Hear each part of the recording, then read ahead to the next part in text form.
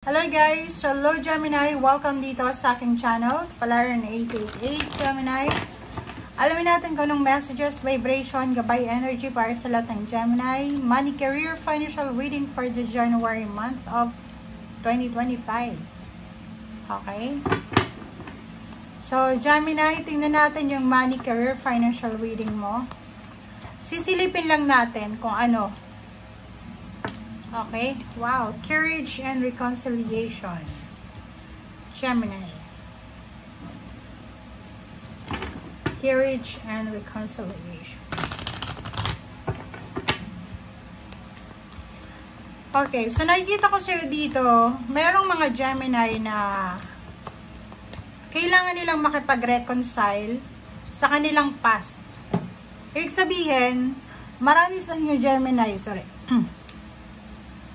marami sa inyo Gemini na may mga grudges tungkol sa kanilang financial. Merong ganun merong galit na galit sila sa pera, galit na galit sila sa yaman, lalo sa may mga taong ganun.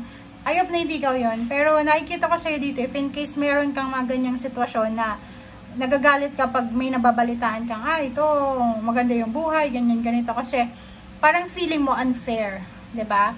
So, dito sinasabi na kailangan mong lakasan ng loob mo na patawarin ng sarili mo kasi marami kang regrets eh.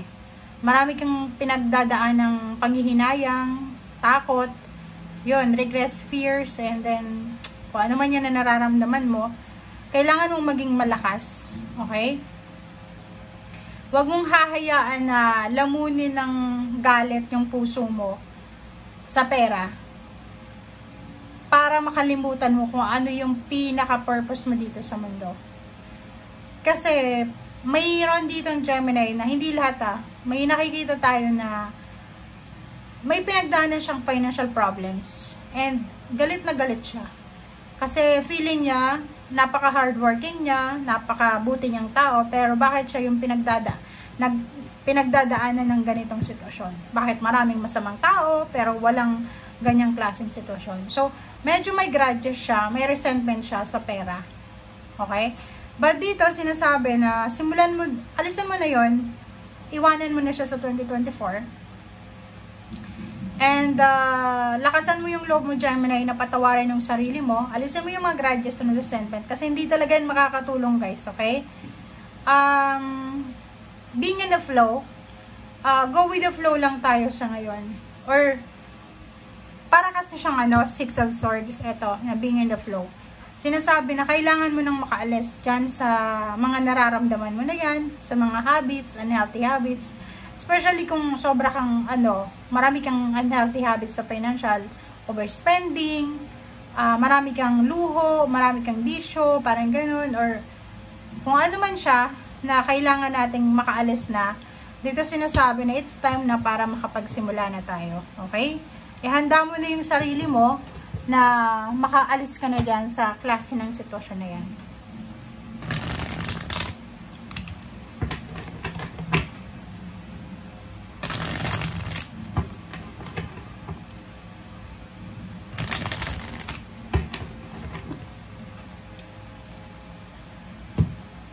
Okay. Two of Swords. So, wag ka nang magdalawang isip pa. Kasi parang maraming beses na gusto mong makaalis, diba? Maraming beses na parang iniisip mo na gusto ko nang magbago yung mindset ko. Gusto ko nang pagbabago. Pero hindi nangyayari siya. So, dito sinasabi sa'yo na kailangan mo na talagang maging courageous. Kailangan mo talagang lakasan yung loob mo. As much as possible, kailangan mo, Gemini, na umalis dyan sa situation na yan. Okay? If needed mo, Hierophant, if kailangan mo ng mga tao na makakatulong sa'yo, huwag kang mag-aatubili na humingi ng tulong. Assistance, help, family members, diba? Lahat naman siguro tayo may kapamilya. Kung halimbawa wala kang kapamilya, may mga kaibigan ka siguro, kakilala na pwedeng makatulong sa'yo. Advices, financial help, ganyan-ganito. Okay, so it's your energy dito. Sinasabi sa'yo dito, Gemini, ng barahan na yan na, yun nga, mag-iingat ka. Kasi, nakakaloka to. Mag-iingat ka, Gemini, kasi pwedeng yung nararamdaman mong mga negativity na yan sa buhay mo, nanakawin yan eh. 'Di ba? Kasi, etong barahan to is parang ano eh, tawag dyan, nanakawin niya yung parang,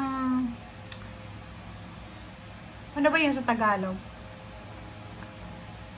Kakainin ka, 'di ba? Kakainin ka ng galit mo, kakainin ka ng resentment mo, ng grudges mo, na hindi mo na makikita na may swerte pala sa labas or sa paligid mo. 'Di ba? Parang ganon. So, sinasabi sir dito, Gemini, na let go, let God, let it flow, being in the flow. Hayaan mo na yan kung ano yung dapat alisin sa buhay natin, dapat na tayong mag-move on, or kung ano pa man.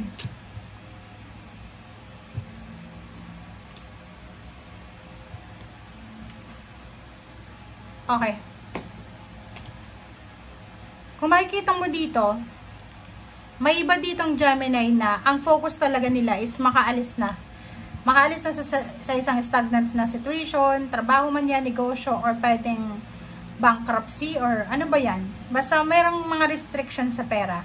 Gusto nila pwedeng makalipat na ng mas murang bahay, umuwi sa probinsya, umuwi ng Pilipinas, yung ibang nasa ibang bansa. Yung iba naman is pumunta ng ibang bansa para doon magsimula. Parang gano'n yung energy. And 3 of Wands, nakikita ko sir dito na siguro 3 years ka nang naghihintay or 3 months ka nang naghihintay. But, atong 7 of Pentacles na to, sinasabi sa'yo na kailangan mo pa ng patience, kailangan mo pa ng konting tiyaga, konting paghihintay. Okay? Yung Page of Pentacles na to, isang kakilala from the past, di ba, dating katrabaho, pwedeng dating katrabaho, dating kakilala, kaklase, kaibigan, kapitbahay, or dating karelasyon, parang ganun. Siya ay posibleng magbabalik sa buhay mo. Matatagpuan mo siya sa mga reunions, sa messenger, sa mga GC, group chats, parang ganun.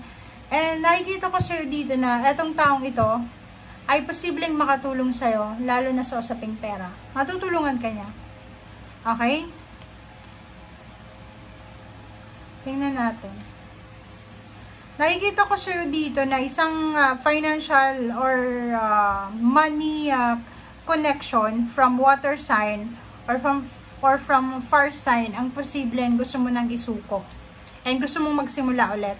Nagsabihin, meron kang trabaho na may involved ditong water sign na boss or employer. Gusto mo nang umalis yan kasi ayaw mo na yung ugali niya, gusto mong maghanap ng iba. Yung iba naman sa inyo dyan, yung hirap ng trabaho na pinapasan nyo sa ngayon, yung sakit ng likod nyo, yung ulo nyo, parang ganon, siya yung rason kung bakit gusto mo nang isuko itong trabahong ginagawa mo, or yung business na yan, or kano pa man yan. And gusto mong magsimula ng bago, okay? Kasi feeling mo, stagnant ka eh. Feeling mo hindi gumagalaw yung takbo ng buhay mo. Which is sinasabi naman sa'yo dito ng dalawang baraha na may pagkakataon talaga na mabago yung takbo ng buhay mo this year.